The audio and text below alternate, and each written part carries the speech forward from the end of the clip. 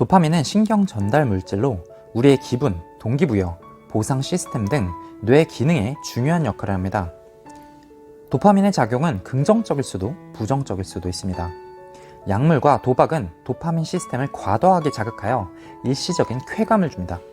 소셜미디어에서 좋아요를 받을 때나 자극적인 쇼츠 영상을 보면 도파민이 분비되어 일시적인 기쁨을 줍니다. 하지만 이는 SNS 중독을 유발하고 사회적 상호작용에 부정적인 영향을 줍니다.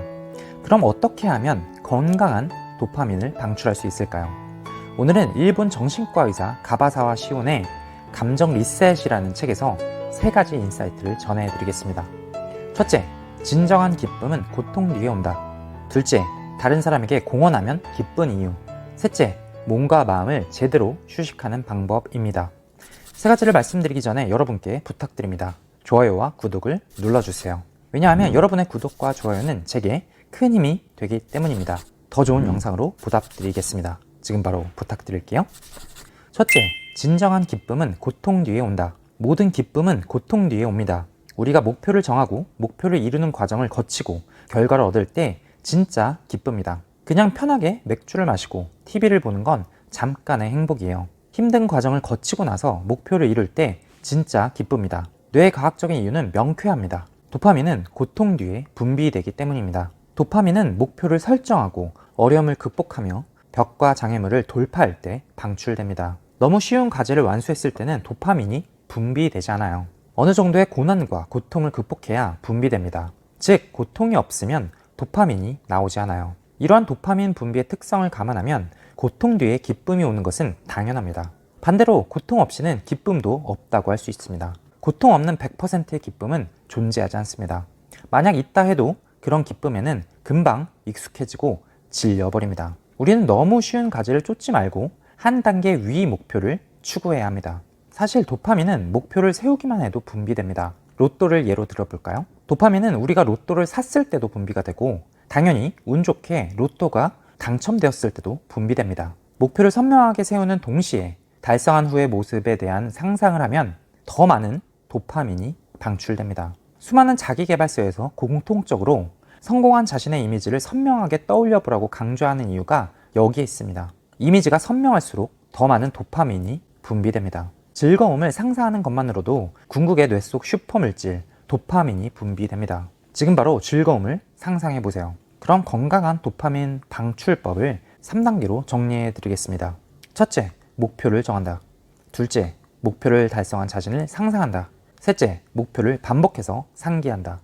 둘째, 다른 사람에게 공헌하면 기쁜 이유. 자원봉사나 자선활동, 타인을 위해 활동하는 사람들은 왜 이렇게 활기차고 에너지가 넘칠까요? 이를 가리켜 정신의학적 용어로 헬퍼스 하이라고 합니다. 도움을 주는 사람의 기분이 좋아지는 현상을 말합니다. 봉사활동을 하거나 남에게 도움이 되는 일을 하는 사람은 그렇지 않은 사람에 비해서 활동적이고 텐션도 높습니다. 또한 강한 성취감과 행복감을 느끼고 있으며 심장질환 이완율이 낮고 평균 수명도 깁니다. 헬퍼스 하이를 느끼는 사람이 더 건강하고 더 오래 산다고 밝혀졌죠. 그 이유는 자원봉사활동을 통해 엔도르핀이 분비되기 때문입니다. 동료를 위해서, 팀을 위해서 행동할 때 혹은 자원봉사 같은 이타적인 활동을 할 때 도파민을 비롯해 또 다른 물질이 뇌 속에서 분비됩니다. 감사할 때 분비되는 물질, 엔도르핀입니다. 도파민과 엔도르핀은 모두 재미와 기쁨을 느끼게 하는 행복 물질입니다. 둘 다 동시에 분비되면 엔도르핀이 도파민의 도취감을 10배에서 20배 높입니다. 엔도르핀은 모르핀의 6배 달하는 진통 효과가 있습니다. 모르핀은 극심한 통증으로 고통받는 말기 암 환자에게 쓰이는 강력한 진통제입니다. 엔도르핀은 그보다 훨씬 더 강력한 통증 완화 효과가 있습니다. 저는 제가 만든 수업 자료를 다른 선생님들께 공유하거나 지식센터에서 노션과 유튜브 강의를 통해 전국에 계신 선생님들께 노하우를 전해드리고 있습니다. 이 과정이 너무나 즐겁고 자존감을 높여줍니다. 여러분도 다른 사람들을 위해 가진 것을 나눠보세요. 셋째, 몸과 마음을 제대로 휴식하는 방법. 여러분 혹시 그거 아셨어요? 우리 몸에는 암세포가 존재합니다. 세포 내 유전 정보에 오류가 생기거나 세포 분열 오류로 인해 건강한 신체에서도 하루에 약 5,000개의 암세포가 탄생한다고 합니다. 그런데도 왜 모든 사람이 암에 걸리는 것은 아닐까요? 암세포 킬러가 갓 태어난 암세포를 증식하기 전에 죽이고 있기 때문입니다. 암세포 킬러로 유명한 것이 NK세포입니다. 부교감신경은 이 NK세포를 활성화합니다. 부교감신경이 우세해지는 야간에는 NK세포도 활성화되면서 신생 암세포를 죽입니다. 암이라는 질병은 암세포가 증식해서 커진 상태입니다. 즉, 부교감신경이 활약하지 않으면 암 발병 위험이 높아지는 겁니다. 그러니 우리는 제대로 쉬어야 합니다. 뇌는 기능의 50%를 시각 정보를 처리하는 데 소비합니다. 장시간 TV나 게임 화면을 보는 행위는 뇌에 신경을 흥분시켜서 이완과 정반대 상태로 만듭니다. 우리는 낮에 컴퓨터 화면을 마주하고 자료를 읽고 글을 쓰는 등 시각을 사용한 작업을 주로 수행합니다.